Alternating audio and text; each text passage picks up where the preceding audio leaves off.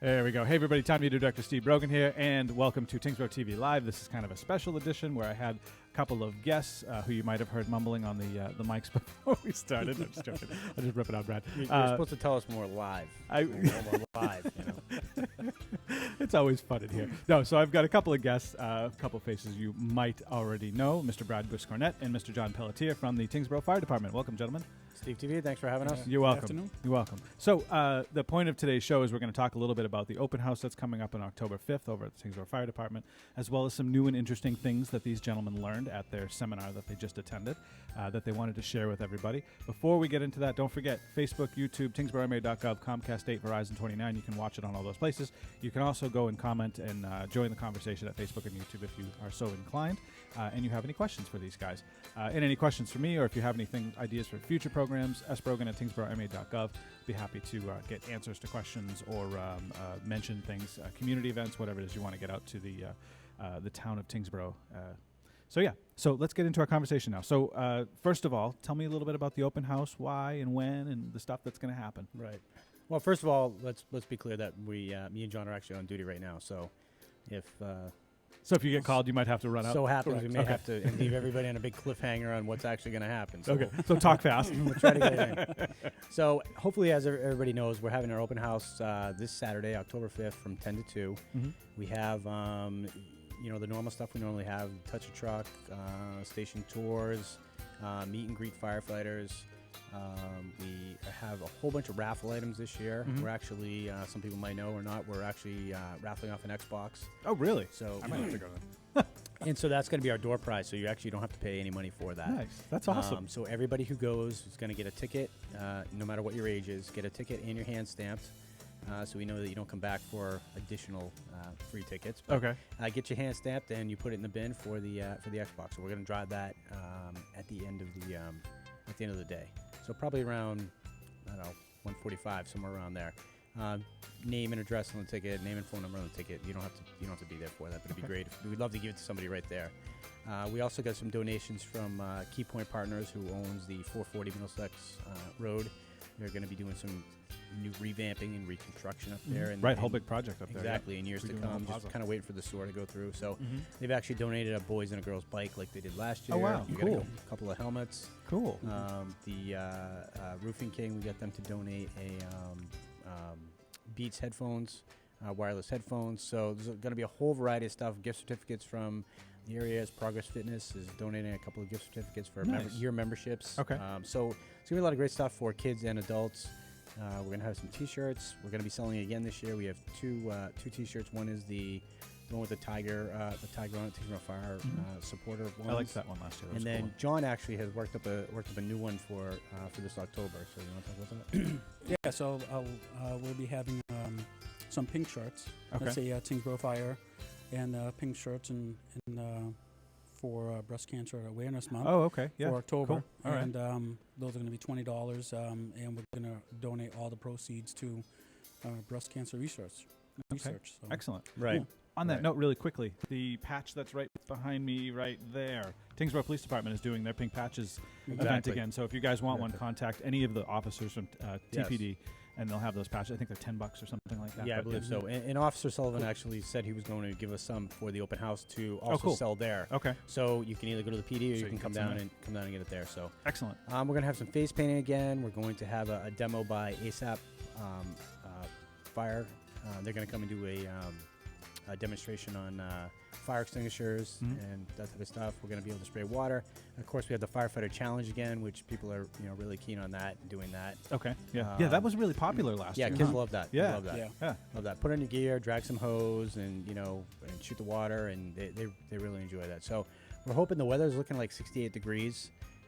It should be decent. Yeah, I believe it's not supposed to rain on Saturday. No, I don't think it is. I don't think it is. Yeah, so during the week, it's supposed to be lousy. And then around noontime, we did get a bunch of donations from a variety of pizza places in town.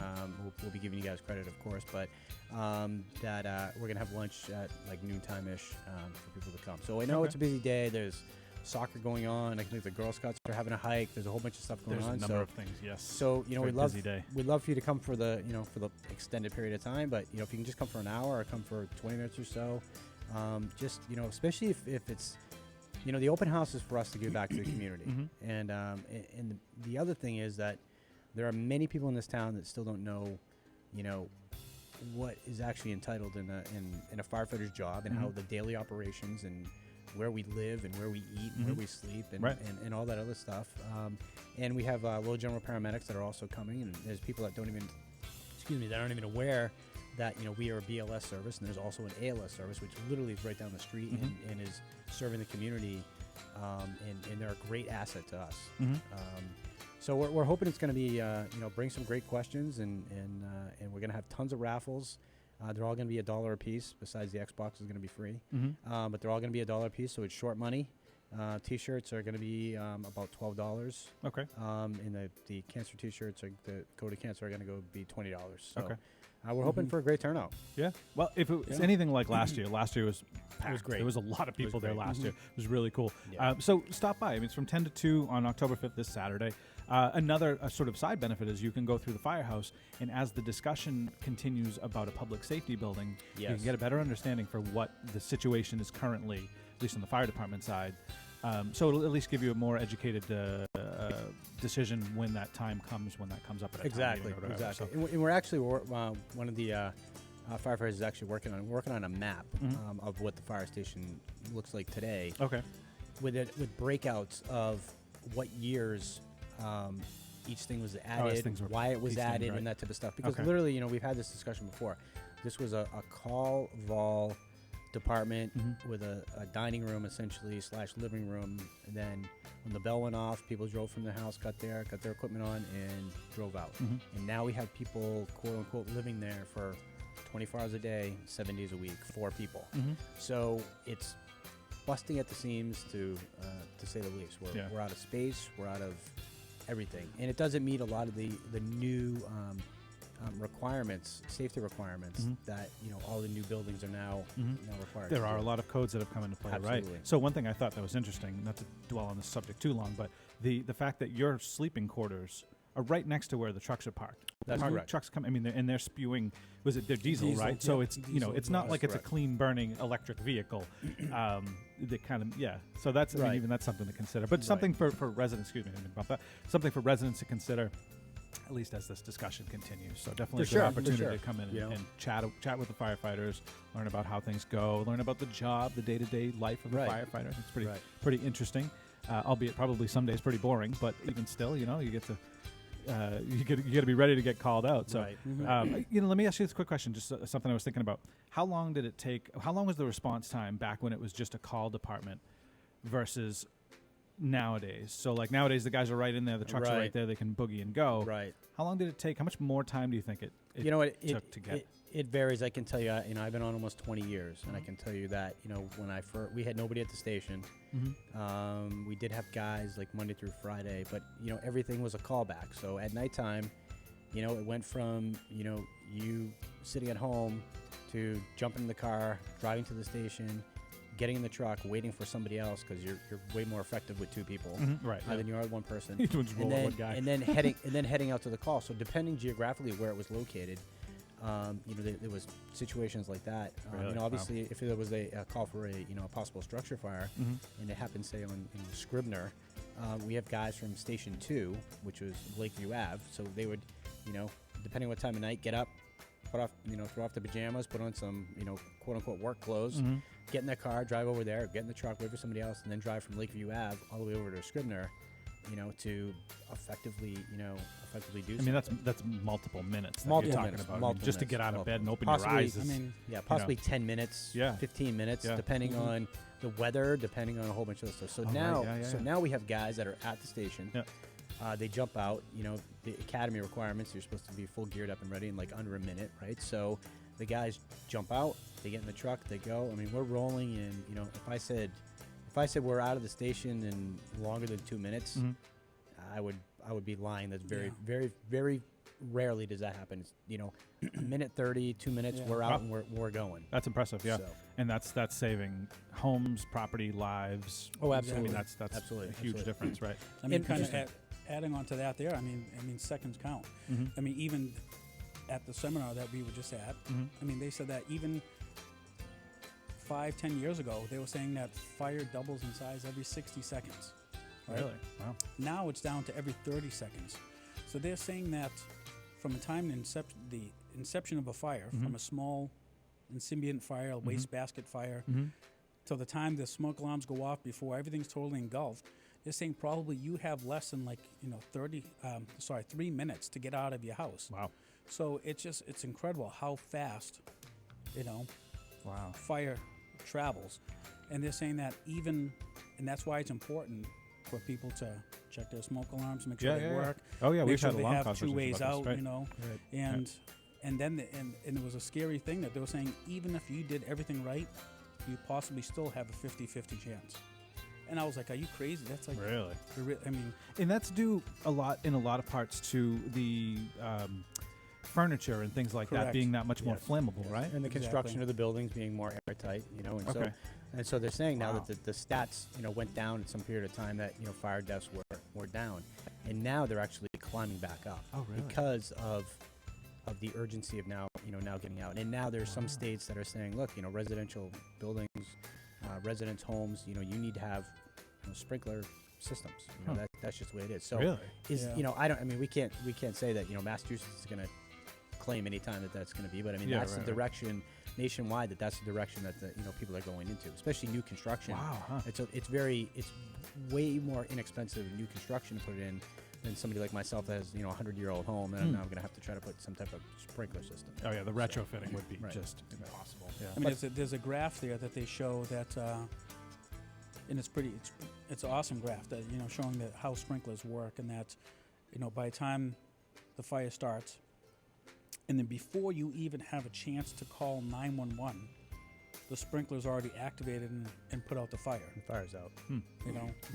Whereas if it started, you run outside, you call on your cell phone, you call for help, and then by the time help arrives and your house is fully engulfed, it's a total loss. Wow. Whereas if you had sprinklers, the fire's out and you had some water damage contained to that one particular room. There's something to be said for that. That's So- certainly interesting to think about. Yeah, For yeah. sure. I mean, people complain right now about having to have smoke detectors on their ceiling, Yeah. Right. but having a bunch of sprinkler heads all over the place. Not to mention the chance for one of them popping. I got a couple Yeah. little kids, and one of them throws things all over the place. If he hits one of Right. those, Yeah. Right. it's a Right. bad So day. there's some education and technology that still has to go along with that, but Right. that's definitely, according to this conference, the leaders there were saying, the direction is, that's where it's going. Really? So Wow. I want to touch back real quick about the response time. That we always focus. Not we. I think we as the public focus on, well, how long is it going to take them to get to my house when it's on fire? The majority of our calls now are medical calls, right? And we do have lifts assist, and we do have that type of stuff, which are, I'm not going to say they're not as urgent, but when you get a call for somebody having cardiac arrest, right? Now is when seconds really count, right? Right. And so having guys at the station to be able to jump and get ready in like a minute and a half's time, get out the door and respond to your house and be there in 2 or 3 minutes, your chances of help and survival goes through the roof. Interesting. And Lowell General Paramedics are most of the time right down the street in Lowell, and they're there, aiding us and helping us with whatever process needs to be done. So we focus a lot on the fire because they're the big red trucks, and that's what we do. But the majority of our calls are the ambulance, and having the ambulance in town, right, is just been a great. It's been a great asset for the town of Tyngsborough, and having that availability to be there so quickly, and we're all members of we're all a department. We all pretty much live in town. We know the directions. We know where we're going. We don't have outside people coming in and doing that. We know exactly where we're going. We get out. We do what we need to do, and hopefully mitigate the problem if sooner than later. So having 4 guys at the station is it's great for fires. It's great for accidents, but it really plays a key factor in these medical calls. These urgent medical calls that happen. We have serious urgent medical calls. Numerous times a week. I hear them on the scanner. Yeah, that no, time you're not is kidding. sensitive. Time is sensitive. So. Heart attacks, all kinds of different things. Yeah. Yeah. Right. That's an interesting point, though. That you guys you're able to get there that much faster because you're not a call station anymore. Right. And with the life support stuff, that's really Right. very interesting, I mean, especially in an aging community. Yeah, exactly. We have people Absolutely. staying and retiring there and stuff. Absolutely. And we treat you know, a CPR in progress call essentially as a, you know, all hands on deck. I mean, that's just as, we have just as many people at that call as we would at, you know, possibly a structure fire. Oh, really? You know, we have that because it is very labor intensive with people doing CPR. It's very labor intensive with setting up and being orderly and moving the people. You know, people don't usually have heart attacks in the middle of their family room floor, right, where it's wide open and you got tons of space. It's always somewhere tight. It's somewhere. So there's a lot of moving around and getting people in the positions that they need to be, and having enough people to drive the vehicles and all the other stuff. A lot of times, the paramedics will ride in the back of the ambulance with one of our EMTs. Oh, really? Therefore, somebody needs to drive their paramedic truck back to the hospital because they may need equipment in the truck that they didn't originally think that they needed. So it's kind of like an all hands on deck, you know. So we may have a call where it's CPR in progress, and we may have 10 or 12 guys there, and there may be to somebody walking by say, well, there's 5 guys standing there not doing anything. They are doing something. They're waiting to jump in and give the next guy a break, or they're they're doing that stuff. So it's definitely it's calls that are super serious, and we're happy that we're able to jump aboard immediately, get right out of the station and go respond to these calls. Yeah. Interesting. Good points. Good points all around.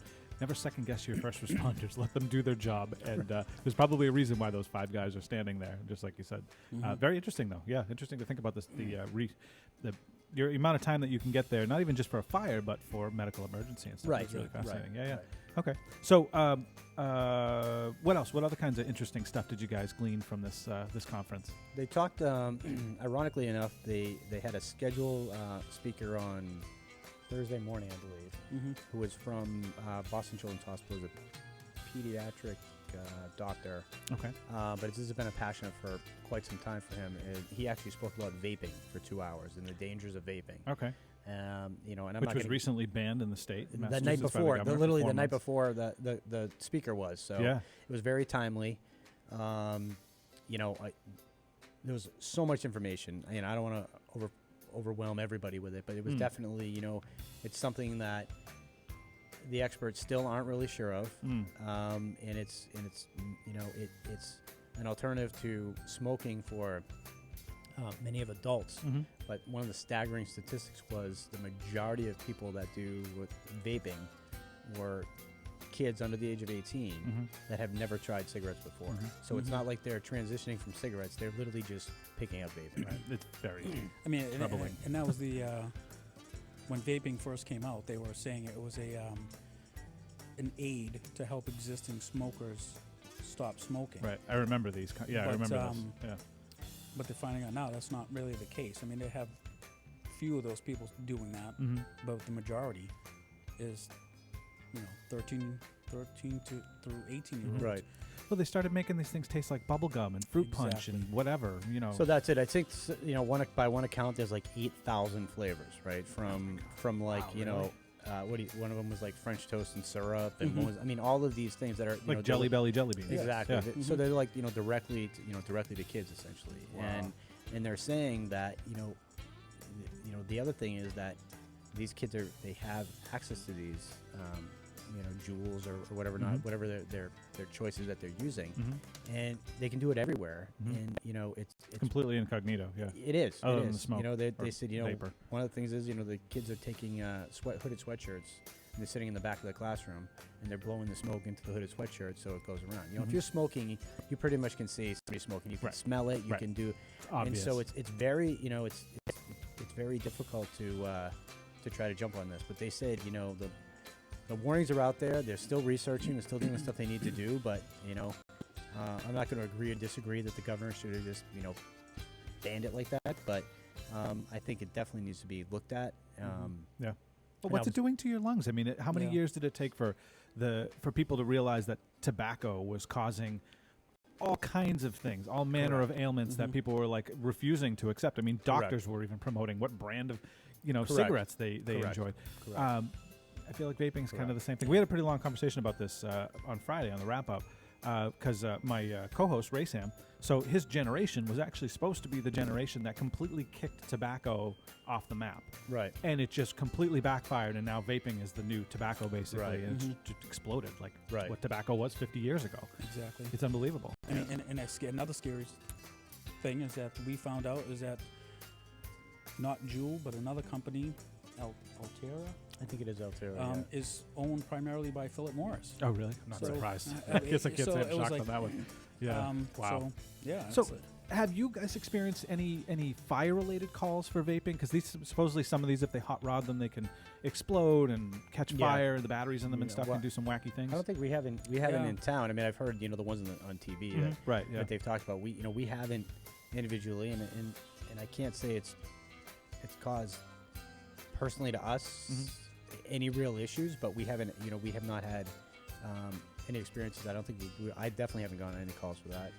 no. Or even and I think a lot of the stuff is people may be getting sick, right? Mhm. And so they have bronchial stuff or stuff going on, and they're going to the hospital and they're finding out it's a 14 or 15-year-old kid who seems to be doing okay, and why does he have these issues? And then realize, oh, hey, by the way, he's been vaping for a year or so, and I just think the science isn't out there yet. Yeah.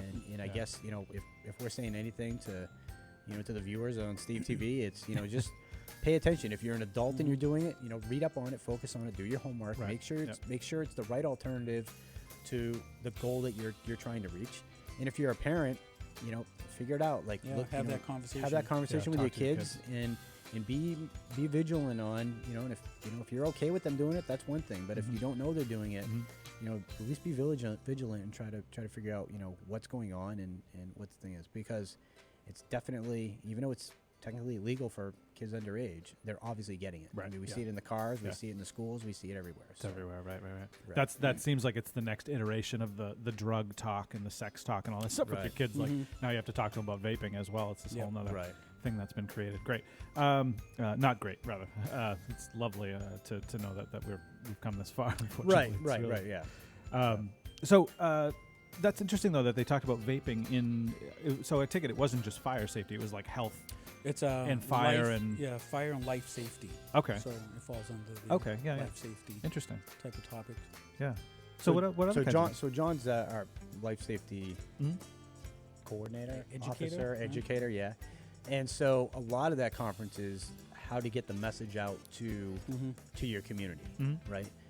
But everything kind of blends into one another, Mhm. And so they had a bunch of vendors there talking about sprinkler systems or boxes on key boxes on people's houses Mhm. for residents or for businesses. And so there was a lot of stuff that really touched upon that going in, you sign up for these sessions and you think it's going to be good, but you don't realize when you leave there, wow, you got a whole bunch of information, and it was 2 full days of discussions and interactions about and networking, meeting with different people on how their department does this or how they talked about some summer camps. They talk about other things that they've done to get their community involved, how getting in touch with seniors better, that type of stuff where we got to be able to pick up ideas, and after this open house stuff is take its course, and October is Fire Prevention Month. We're going to hope in November we're going to start targeting some of these classes that we went to and saying, how can we now implement these ideas, because a lot of them are basic ideas that aren't very cost effective. I'm sorry, don't cost very much money to implement, and how we're going to kind of interact them in the community and hopefully have the community embrace some of these new tactics and strategies that we're doing, because some communities it works out really great, in other communities not so much for whatever reason. So we had to kind of go through and weigh out what's going to be positive and what's going to be negative towards towards Makes the sense, community. So Well, like every place, every town is different, every city is Of different, course. so they'll gravitate towards some things versus other things. of course. Interesting. Yeah, that's cool. Was it just firefighters at the seminar, or was it a mix of? No, there's a mix of firefighters, educators, teachers, Oh, really? Okay. Yeah. and even other like council on aging representatives, EMS coordinator people. I mean, there's a whole slew of people that attend the conference. Interesting. Yeah. Okay. Cool. And I mean, on one of the it was during the carbon monoxide portion of the conference, showing about how to educate people, get the word out. One of the topics was, remember the pontoon boat story? Oh yeah. They had a pontoon boat out on the water, and who would think about carbon monoxide out on a pontoon boat. Well, Hmm. they had the pontoon boat was sitting there just idling its motor, and they had swimmers off. The next thing you know, one person went under, another person went under, a third, so 3 people went underwater and were drowning. And they found Wow. out after it was because Yeah. carbon monoxide being emitted off the motor from the boat idling in the water. Wow, really? Yeah. So the autopsy results came back that it was actually carbon monoxide poisoning. That They didn't. Yeah. they didn't die from the Wow. They They didn't die from the drowning. They died from yeah. the or carbon a monoxide. combination. Oh, right, yeah, that- They yeah, passed passed out out and then due to- and then that way. But I would have never ever. No way. Yeah, thought you of think that. you're outside, it would dissipate, and that's the Yeah. whole point Yeah, of exactly. not using your gas grill inside the Yeah. house. You know, use it outside, so it dissipates. Wow. So it was a Yeah. lot of that stuff that was like, wow. I mean, we deal with we have Yeah. lakes in town, we have Right. a river, we have all this. We don't think anything of that, right? Right, And then, wow. and a story like this comes from some community out in the Midwest, and you're like, wow, interesting. You know, Mm. which probably have like one lake out there, right? And that's Yeah, where right, the right. problem is. But you know, they have.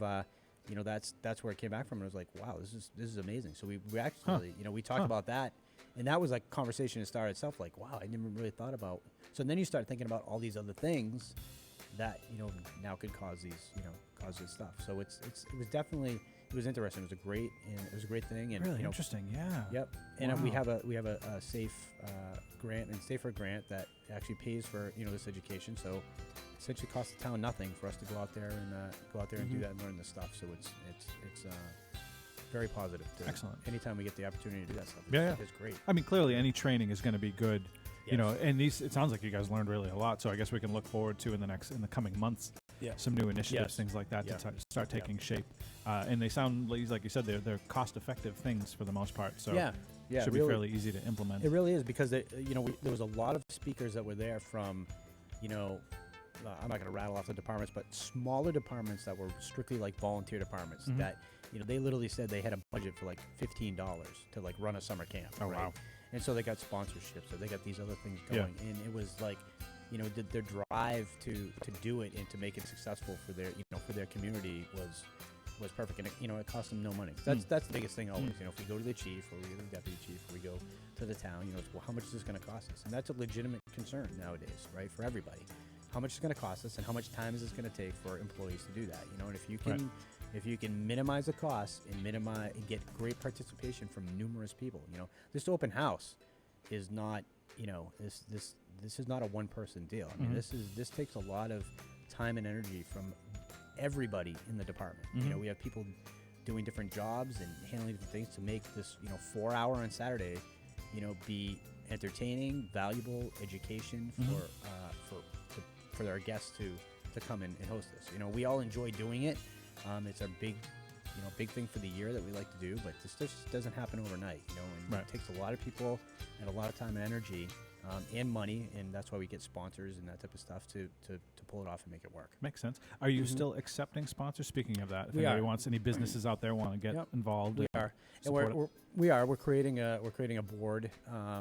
Thank you for our sponsors with your logo on it and that type of stuff. Just a little bit of recognition. We've gotten a lot of stuff around town. We're always expecting that type of stuff, and we Okay, can, cool. in the fire association in general is always, accepting donations. We donate for, the scholarships and that type of stuff. So there's always stuff to go. There's always a way to, if you're looking to throw some cash our way, we Yeah. can give you I mean, we're- They'll put it to good use. That's Yeah. for sure. We're Yeah. a nonprofit 501c3, so I mean, There you go. you can. Oh, so it's a tax write-off too. That's is. right. If you Exactly. donate, It it's a is. tax Yep. write-off. Yeah. Yep. Good. Yep. Okay. Exactly. That's always good.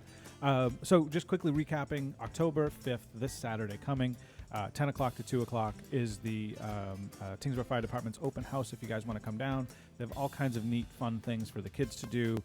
Very educational for everybody, really, from kids up to adults. You can learn a whole lot of stuff.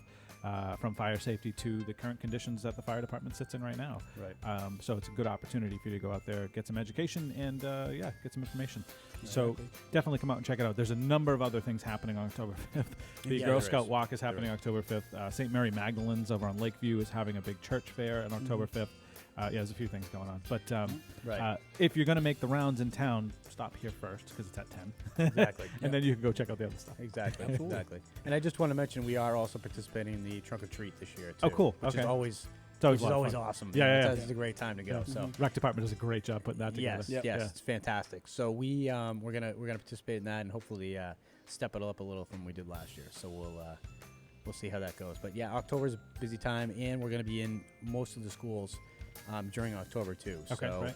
Yeah, you know, fire prevention. for fire Right. prevention. So talk with your kids about home escape plans, that type of stuff, because that's the stuff that we're gonna be touching upon. So it's great if there's some dialogue at home first, and then they go in and they talk about it at the school, and then go back and have additional dialogue about what they told them, what we told them, and that type of stuff. So we're going to try to, myself and John, and hopefully some other members of the department are going to get involved to go there. Hopefully we can have some different people at the schools this year, giving a hand and helping out, see some new faces, and broaden the horizon a little bit on fire safety here in town. So I think that 3-minute thing is pretty interesting, though. I think that's where it's a good baseline for folks to think about. Like, is. I got to get out in 3 minutes. I got to get everybody out in 3 minutes. So Yeah. that's interesting. I was just thinking back to a discussion earlier, but that's an interesting bit of info. So, all right. So, anything else you want to touch upon before we wrap it up?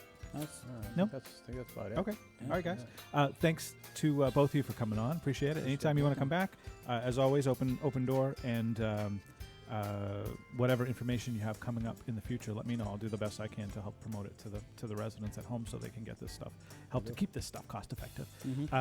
But I look forward to seeing you guys in the schools. I know I usually try to at least get out to at least one or two of them so I can get some photos and stuff. Those are always fun, seeing the kids spray the hoses and doing all that stuff. That they enjoy that quite a bit.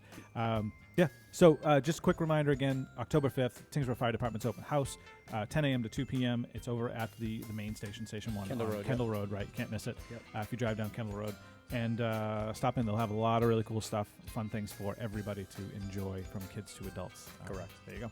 Cool. Yeah, All right, guys. All right, Steve TV, thank you. All right, you're welcome, gentlemen. Thank you. Have a good one. You All right, too. so I'm going to wrap this segment up with all you folks, but I'm going to come back in just a few minutes because I've got another segment that I need to get done. So stay tuned if you're watching now, and otherwise, I will see you all later on. Take it easy, everybody. Bye.